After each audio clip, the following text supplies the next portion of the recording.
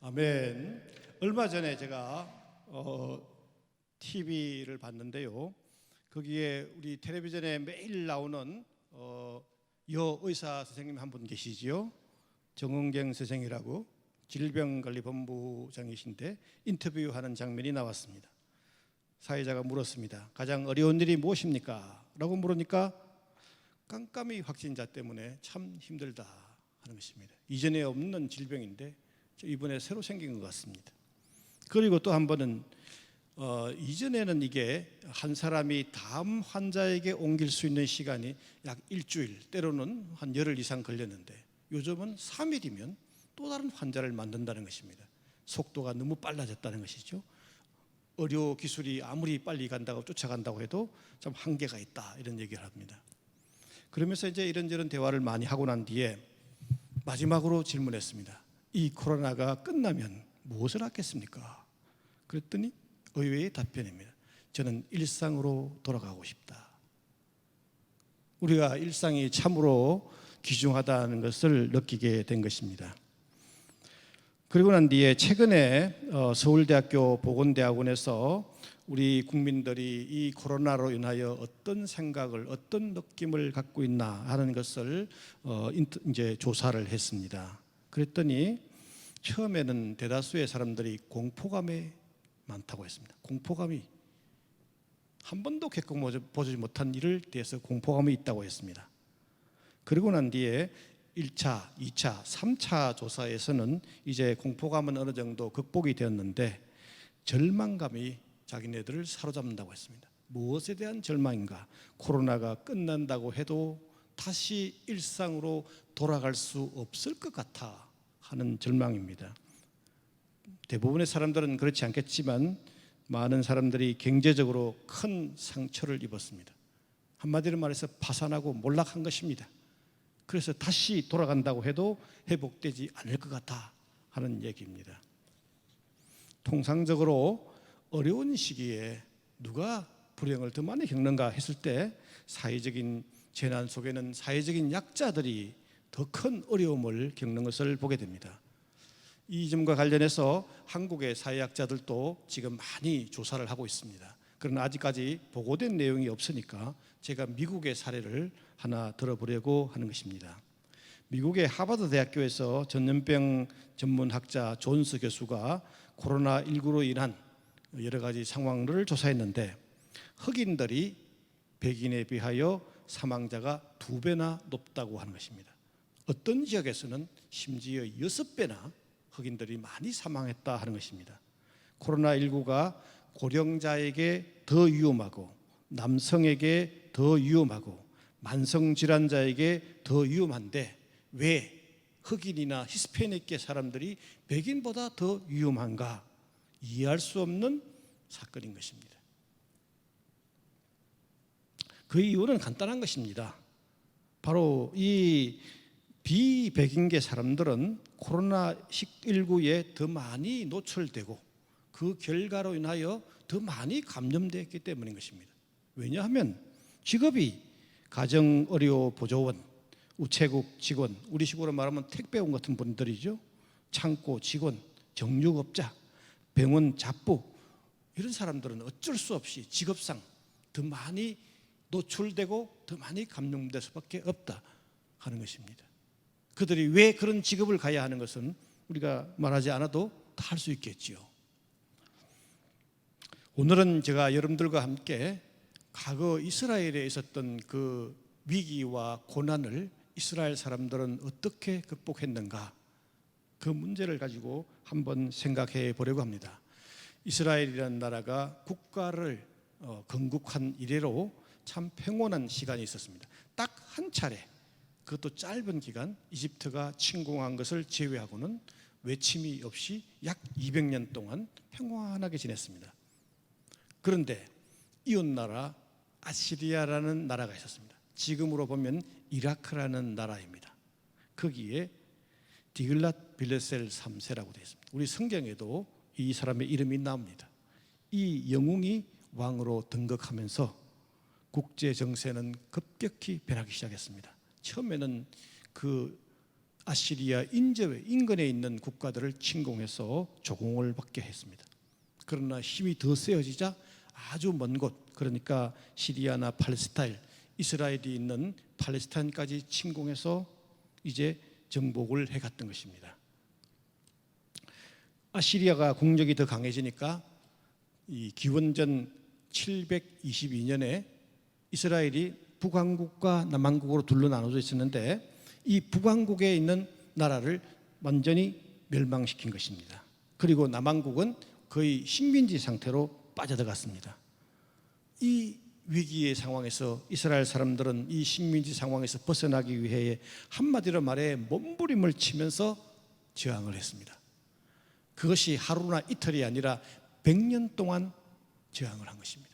그래서 이 100년 동안 했던 이 저항을 학자들은 신명기 개혁운동이다 이렇게 부르고 있습니다. 물론 어떤 학자들은 좀 다르게 부르기도 하지만 신명기 개혁운동이라고 부르는 것이 옳은 것 같습니다. 아시리아에 대응하기 위하여, 이 위기 상황을 극복하기 위하여 이스라엘이 했던 여러 가지 개혁운동들이 많았습니다. 굉장히 많은 내용들이 있지만 이 내용들을 딱 오늘은 압축해가지고 그 중에 엑기스 2가지만 여러분들에게 딱 말씀드리려고 합니다. 첫째는 뭐냐면은 하나님께서 이스라엘 백성들을 거룩한 백성이 되라고 말씀했습니다. 거룩한 백성이라는 것은 국가를 개혁하라는 것입니다. 구조를 바꾸라는 것이죠. 정부의 조직이나 구조의 변경, 그런 것을 근본적으로 바꾸라, 그 정도가 아닙니다. 아예 국가 자체를 근본적으로 개조하라 하는 것입니다. 다시 말하여 이스라엘을 하나님의 나라로 만들어라, 이렇게 명령을 내린 것입니다. 두 번째로는 하나님의 요구가 이 위기의 상황에 한두 가지겠습니까?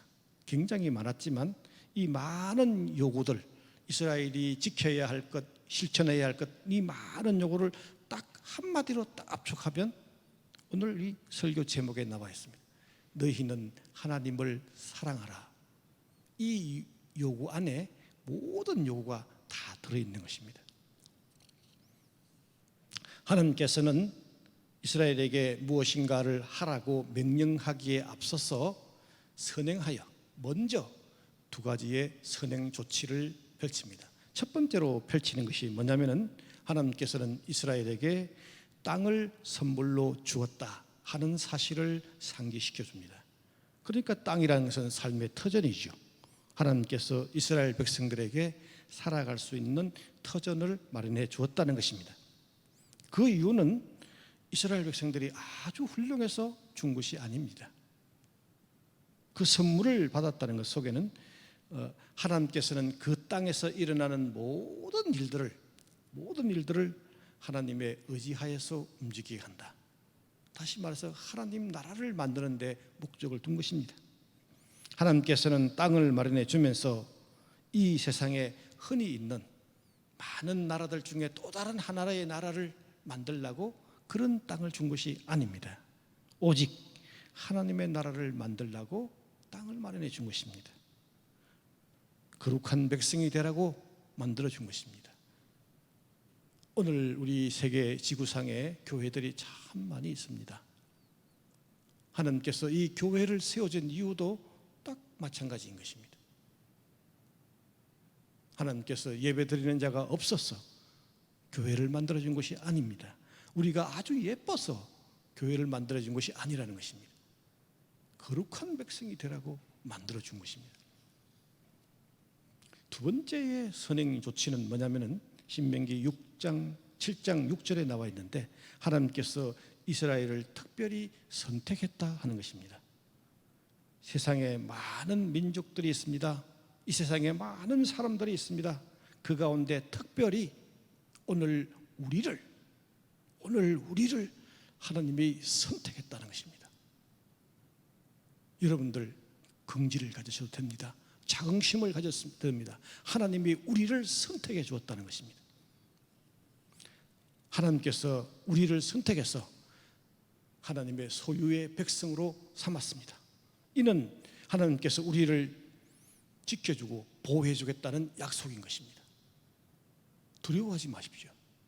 하나님이 여러분들을 지켜주고 보호해 줄 것입니다. 그 이유는 우리가 훌륭하기 때문에 선택한 것이 아닙니다. 하나님께서 우리의 존재의 목적을 다시 한번 규정해 주었습니다. 하나님을 위해서 살아라 하는 것입니다. 이제 너희들이 사는 것은 하나님을 위하여 살아라는 것입니다. 거룩한 백성으로 이 땅에 살아라는 것입니다. 거룩한 백성으로 산다는 것이 대체 무슨 말입니까? 하나님 나라의 백성으로 살아가는 것이고, 그래서 우리는 자랑스럽고 영광스러운 백성으로 살아가는 것입니다. 우리는 이 세상에 살지만 거룩한 백성으로 산다는 것은 이 세상 사람들과는 다르게 구별되게 살아간다는 것입니다. 다시 말하여 세계와 구별된 가치를 가지고 살아간다는 것입니다. 하나님께서 우리에게 요구한 것은 가치, 하나님의 요구한 가치와 요구들을 신명기 6장 4절에서 5절에 쉐마라는 그 규절에서 잘 나타나 있습니다. 제가 그 부분을 다시 한번 잠깐 설명해 드리겠습니다. 쉐마의 내용은 딱 4개의 문장으로 이루어졌습니다. 들으라 이스라엘아. 두 번째 문장은 여호와는 우리의 하나님이다. 세 번째 문장은 여호와는 한 분이시다.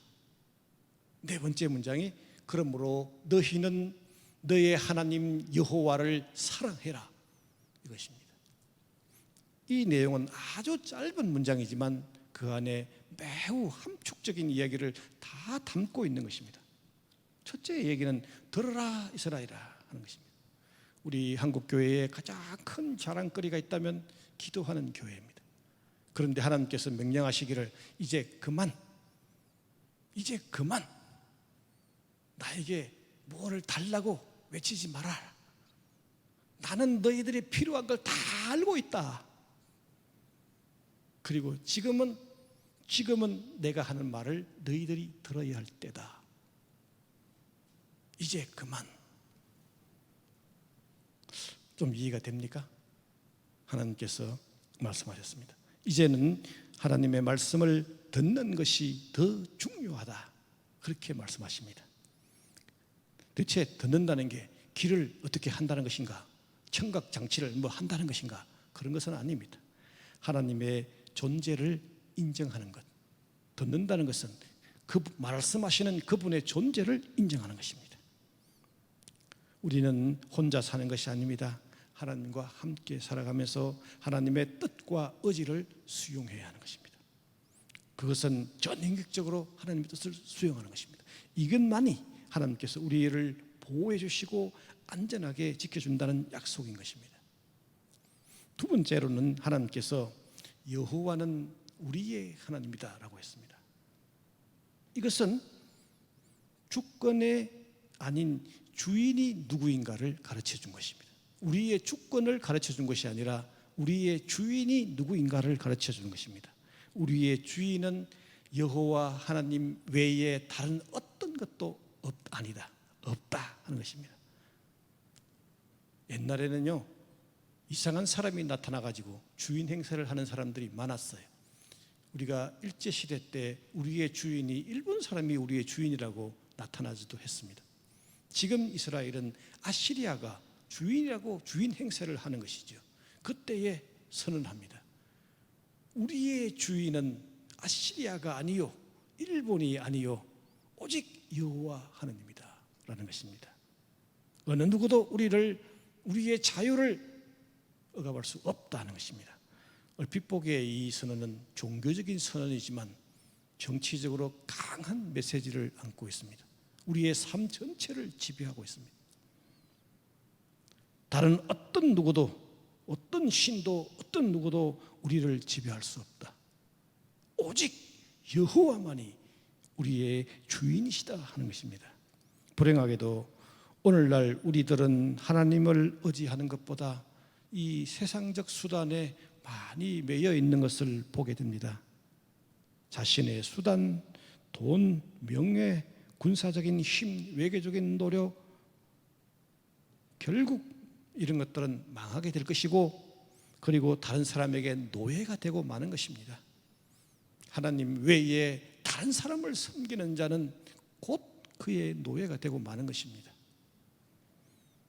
그리고 하나님께서는 또 다른 얘기를 합니다. 나는 가나안의 신들과는 다른 신이다 하는 것입니다. 가나안의 신들은 가나안의 가치를 옹호합니다. 그리고 그 가치를 가진 사람들을 돕고 있는 것입니다. 만약 그 가치를 저항하면 무자비하게 폭력적으로 제압하게 됩니다. 그런데 여호와 하나님은 인격적으로 우리와 교류하면서 우리의 필요에 대해서 대화하시고, 우리가 호소하면 들어주시고, 우리에게 또 필요한 말씀을 내려주시면서 말씀합니다. 일방적인 희생을 강조하지 않습니다. 이 점이 다르다는 것이죠. 그리고 세 번째로는 이렇습니다. 세 번째로는 여호와 하나님은 한 분이시다 하는 것입니다. 그러니까 한 분 하나님, 하나된 교회, 하나된 공동체를 의미하는 것입니다. 여기에서 우리만의 하나가 아닌 것입니다. 이스라엘 사람들은 수많은 외적의 침입을 받으면서도 우리만의 하나, 저들과 분리되어 있는 우리만의 하나를 말한 일이 없습니다. 그 고난을 받으면서도 온 세계는 다 하나님의 백성이다. 오늘 우리 교회가 선교를 해야 되는 이유도 바로 여기에 있는 것입니다. 비록 적이라고 해도, 비록 원수라고 해도, 비록 우리와 가치가 다르다고 해도 그들도 하나님의 자녀이며 다 한 공동체에 속한다는 점을 말씀하고 있습니다. 그런데 더 중요한 것이 있습니다. 하나의 공동체가 되기 위해서 매우 중요한 것이 하나 있습니다. 그것은 특권이 없어야 하는 것입니다.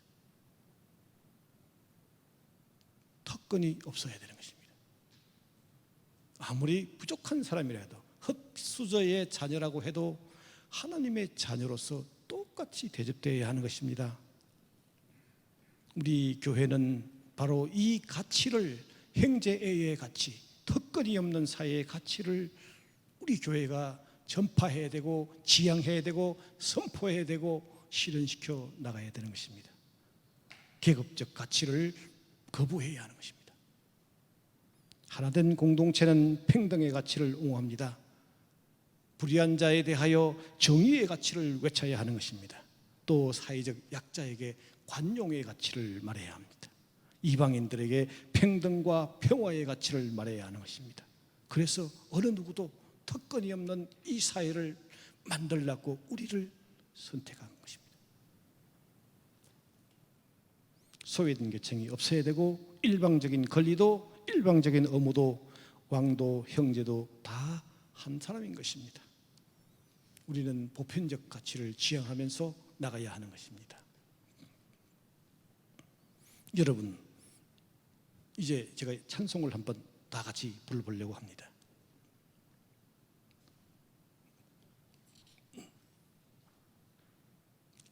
예.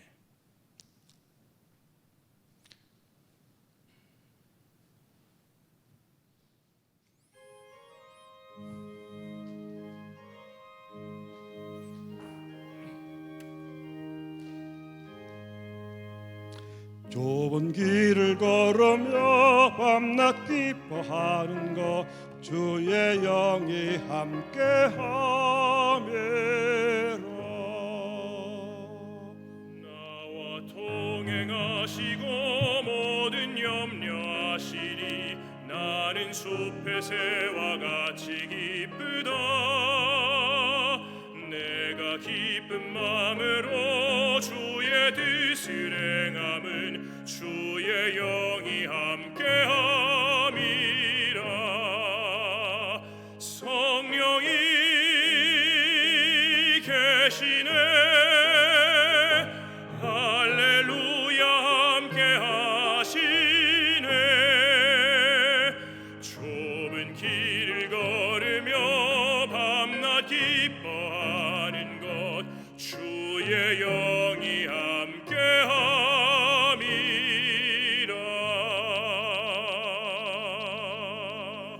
아멘. 하나님이 나와 동행하는데 무슨 염려가 있겠습니까? 그래서 나는 숲속에 있는 새와 같이 기쁘다고 노래하는 것입니다. 여러분, 오늘 여러분들에게 하나님께서 성령을 내려주어 다 성령 체험해서 숲속에 나는 새와 같이 기쁘기를 기원합니다. 이 고통 중에도 우리 모두가 다 기뻐하시기를 기원합니다. 이제 제가 마지막 말씀을 드립니다. 하나님을 사랑하라고 했습니다. 사랑한다는 것은 단지 감정의 애착이 아닙니다. 하나님의 요구를 딱 한마디로 합축하면, 모든 요구를 다 합치면 하나님을 사랑하는 것 말고 다른 표현으로 할 수가 없습니다. 오늘 가정에 계시는 수표교회 성도님 여러분, 그동안 하나님 많이 사랑했습니다. 다시 한번 외칩니다. 다시 한번 강조합니다. 우리 모두는 하나님을 사랑하는 것 말고 달리 그의 뜻에 복종하는 길이 없다는 것을 기억하시기 바랍니다. 하나님을 사랑한다는 것은 앞서 말씀드린 대로 하나님 존재 자체를 전폭적으로 받아들이는 것입니다. 제한 없이 무제한적으로 받아들이는 것입니다. 사랑의 방법은 성경에 나왔습니다. 내가 가지고 있는 모든 마음과 나의 모든 영과 온 힘을 다해서 전인격적으로 하나님을 사랑하라 하는 것입니다. 그리고 그 사랑으로 내 이웃도 함께 사랑하라는 말이 그 안에는 내포되어 있습니다. 하나님을 사랑하는 자는 내 이웃도 함께 사랑합니다. 믿습니까? 아멘.